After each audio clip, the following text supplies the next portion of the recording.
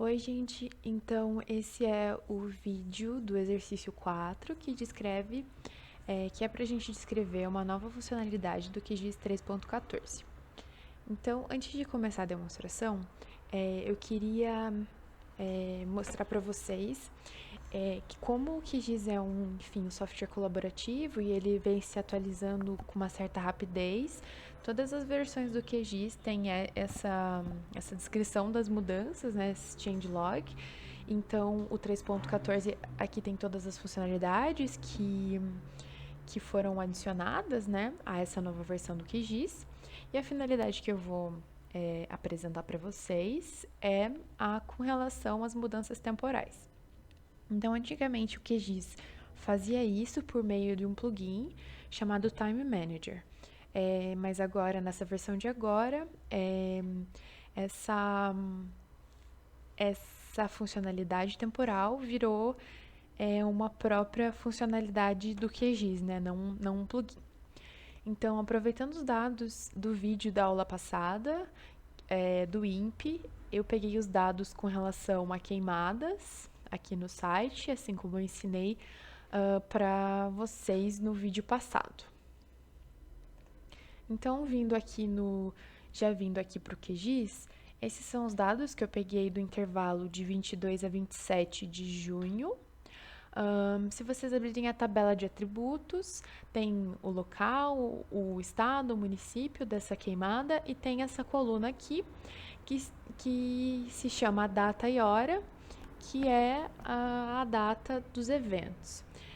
Entretanto, se você vier aqui, já para configurar a atividade temporal do layer, que é em propriedades e temporal, a gente tem que fazer um check aqui e tem que colocar a seguinte opção: Single Filed with Data and Time.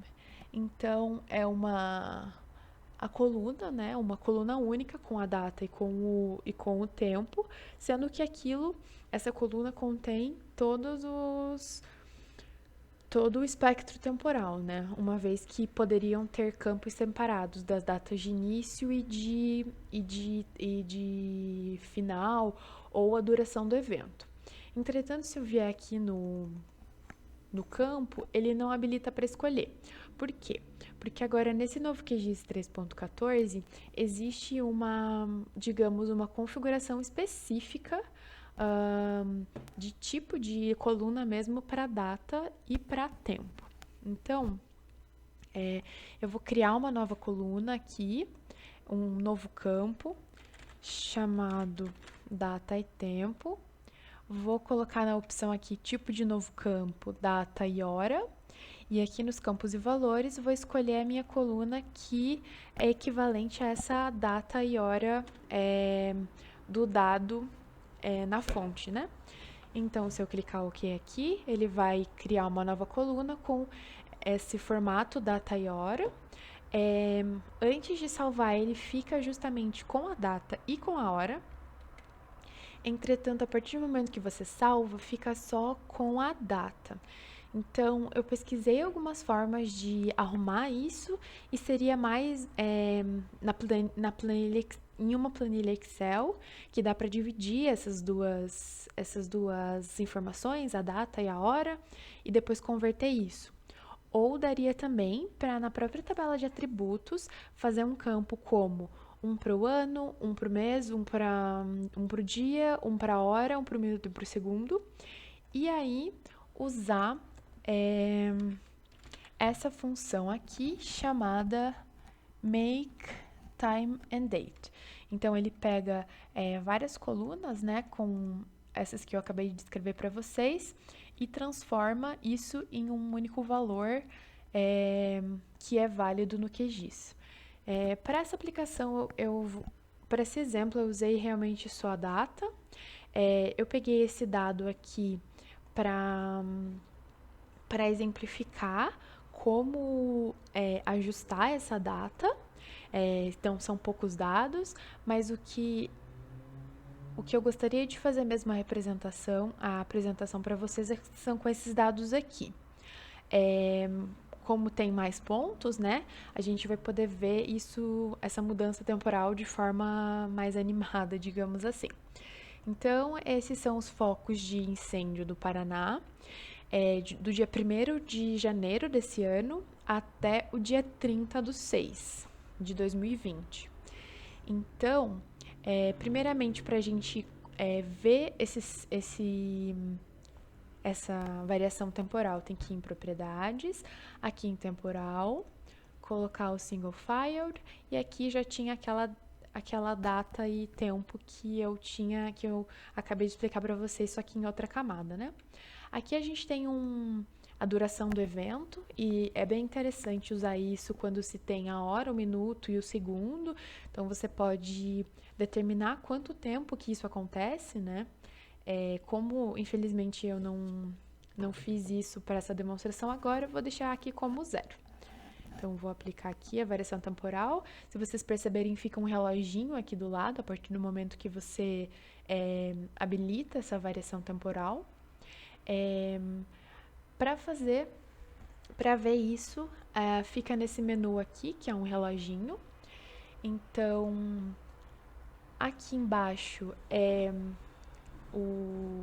a data, né? A data de início e a data de final dos dados. Então, eu só dei um refresh aqui.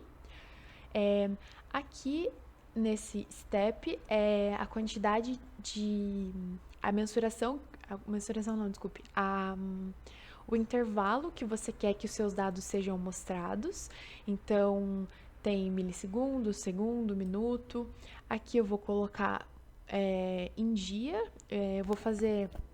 A gente vai acabar mexendo nisso para ver a comparação dos dados de diversas formas. Então, eu vou deixar aqui um dia, só para demonstrar essa animação. Aqui, nesse cantinho que tem um iconezinho amarelinho, dá para mudar, então, quantos frames por segundo a gente vai querer ver nessa animação e se vai ser cumulativo, né?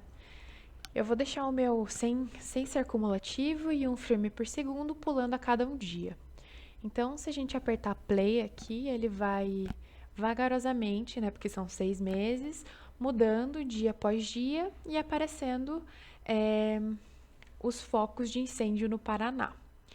Então, por exemplo, se a gente muda isso para semanas, de uma em uma semana, isso vai um pouquinho mais rápido e aparecem mais de um ponto quando houve mais de um incêndio naquela mesma semana, né? Além disso, a gente pode mudar, enfim, como são 6 meses, de mês em mês, isso vai mudar de uma forma mais dinâmica. Enfim, dá para fazer bastante análise temporal mudando aqui o intervalo, né? Dá para colocar aqui também como loop, então se você der play e isso acabar, isso vai ficar rodando, né? Bom, além disso, além de ensinar como faz essa animação temporal, eu quis acrescentar mais algumas coisas só para deixar essa explicação um pouquinho mais interessante, até porque eu achei uns vídeos super legais do próprio cara que desenvolveu essa ferramenta, que ensina várias funcionalidades do que diz que são bem bacanas. Bom, então a primeira delas é, se eu entrar aqui na propriedade da camada, dessa camada de focos, a gente pode mudar a simbologia desse símbolo, né? E o que eu gostaria de fazer aqui é vir nesse assistente, e esse assistente, ele muda o tamanho do símbolo conforme algum tipo de parâmetro.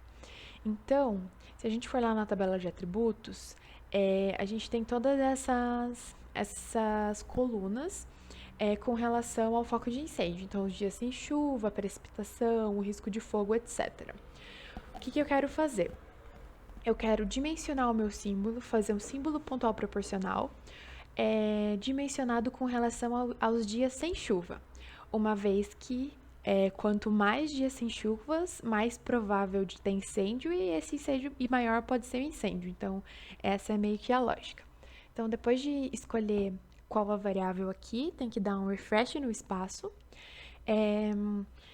Entretanto, nesse dado existem dias em que existem dados em que choveram, que 0 dias ficaram sem chuvas. E esses dados nulos, eles ficam com tamanho nulo. Então, eu vou mudar essa opção tamanho nulo para 1, só para que esses dados não desapareçam do mapa. Então, eu vou aplicar aqui. Vamos mudar aqui novamente. Vou fazer isso de 7 em 7 dias, só para a gente ver como fica. Bom, então esse é o mesmo dado, mostrado de uma forma mais interessante. Então, os pontos estão dimensionados com os dias sem chuva, né? Depois, lá no fim, eu vou mostrar para vocês uma comparação desse mapa em janeiro e em julho, para a gente ter uma noção da quantidade de incêndio e da influência dos dias sem chuvas nesses 2 meses, né? Uma vez que o nosso inverno é mais seco bem mais seco que o verão. Bom, além disso também, para deixar essa visualização mais legal, eu fiz um estilo para tentar ficar com uma carinha de incêndio mesmo. Bom, então aqui na simbologia, eu vou carregar um estilo.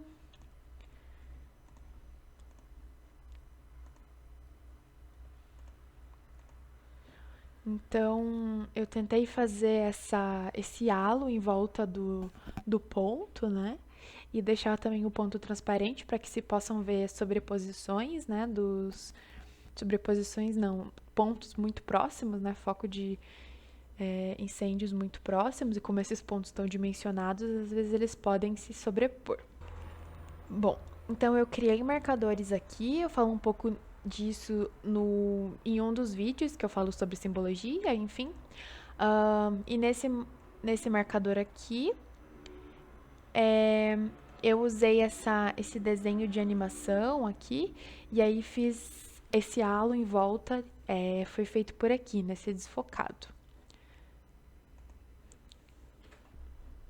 Outra coisa que eu queria mostrar também é como que a gente pode colocar, por exemplo, um indicativo de data nessa animação, né? Então, eu criei um ponto qualquer, em um lugar aleatório aqui, e esse ponto ele não tem nenhum atributo. Mas, se eu vier aqui,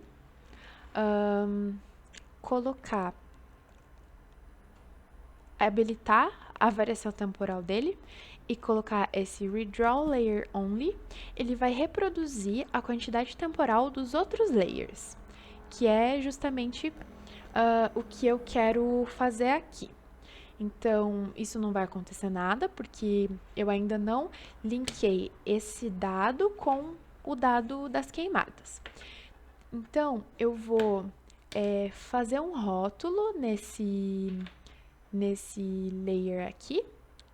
Só que ao invés de fazer esse rótulo com base em um valor, em um ID, eu vou fazer esse rótulo com base em uma expressão.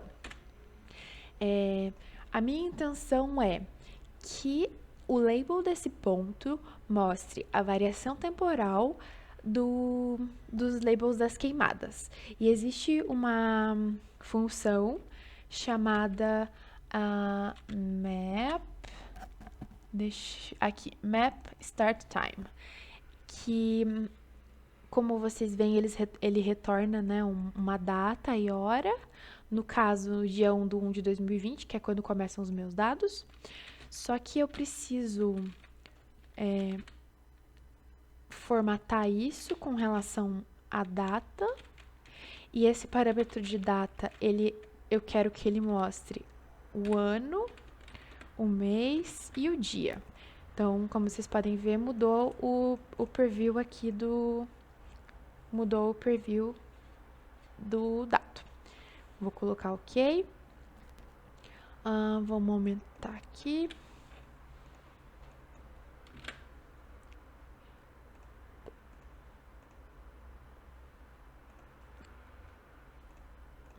colocar uma sombra só para ficar mais bonitinho.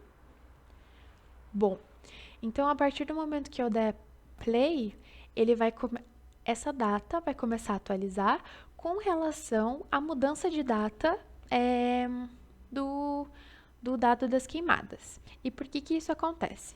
Justamente pelo fato de que quando eu configurei a mudança temporal dele, ele só reproduz, redesenha, né, a mudança temporal do outro layer. O que daria para fazer, por exemplo, com relação à simbologia, seria colocar esse marcador aqui transparente, então vai ficar, por exemplo, só realmente aqui a data, né? Eu não sei porquê, mas o meu QGIS ficou um tanto quanto carregado com utilizando, né, esse temporal controller. Então, quando eu aperto play aqui e, por exemplo, pula de 7 em 7 dias, essa data vai bem até um ponto e quando tem muitos dados ela acaba desaparecendo, assim. Mas também é uma ferramenta interessante para a gente conseguir ver como é que isso funciona, né? Ou como é que isso funciona, não. Como é que está acontecendo a variação de tempo. Bom, tem a opção também de salvar esse vídeo, né? Essa animação, quer dizer. Então, vou colocar aqui queimadas.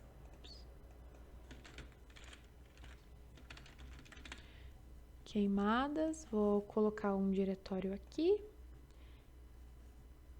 e salvar. Ele vai exportar essa animação em vários frames. Bom, então eu pausei o vídeo só pela questão de... porque, enfim, demorou para exportar, mas ele exporta todos os frames que foram gerados... todos os frames que foram gerados nessa animação do QGIS.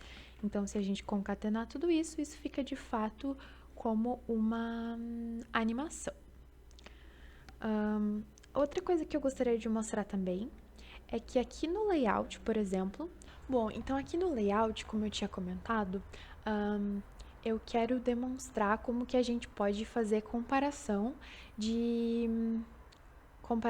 dados temporais diferentes no mesmo layout. Então, se a gente fizer um mapa aqui, eu tive que pausar o vídeo porque, como eu comentei anteriormente, o meu QGIS ficou um pouquinho lerdo por causa dessa manipulação, mas eu acho que é alguma coisa do meu computador, porque no vídeo que eu assisti do tutorial sobre isso, o QGIS estava funcionando normalmente. Mas enfim, eu criei 2 mapas aqui, porque a intenção é comparar as queimadas que aconteceram em janeiro e que aconteceram em junho. Então, aqui nas propriedades do item, a gente pode, enfim, mudar a escala do mapa, fazer os grids e agora, como essa categoria temporal é fixa, também existe um temporal range aqui dos dados. Então, a data de início vai ser dia 1º de janeiro de 2020.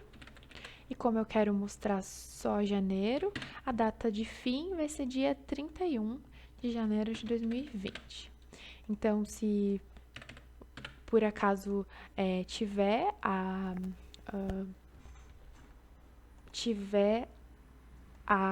hora, minuto e segundo, isso também pode ser configurado aqui, né? Bom, e esse aqui de baixo, eu só vou desativar essa camada aqui, para que fique mais fácil para a gente visualizar sem aquele número. E o mapa de baixo, eu gostaria de fazer a mesma coisa, entretanto, pro mês 6. Então, do dia 1º do mês 6 até dia 30.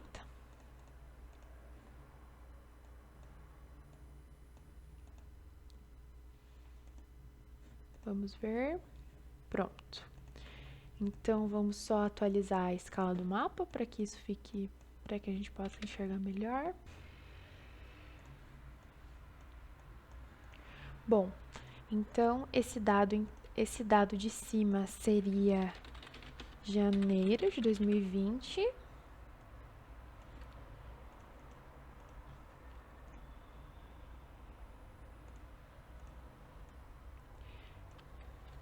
E esse dado de baixo seria junho do mesmo ano. Bom, então é bem interessante tanto essa maneira de visualizar os dados, né, para poder fazer essa variação temporal, para poder mostrar essa variação temporal.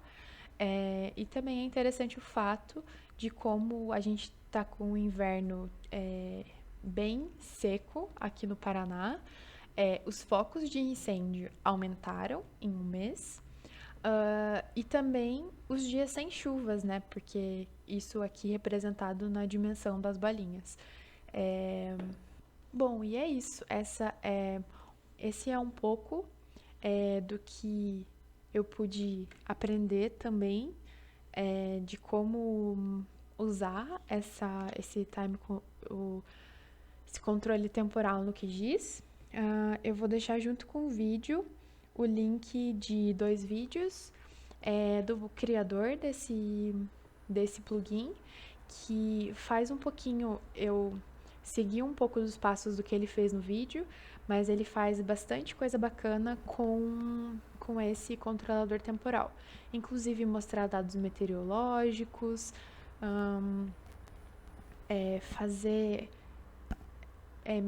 mexer com hora, minuto, segundo, fazer com que esses pontos apareçam no mapa de uma forma mais animada. Então é super legal de conferir.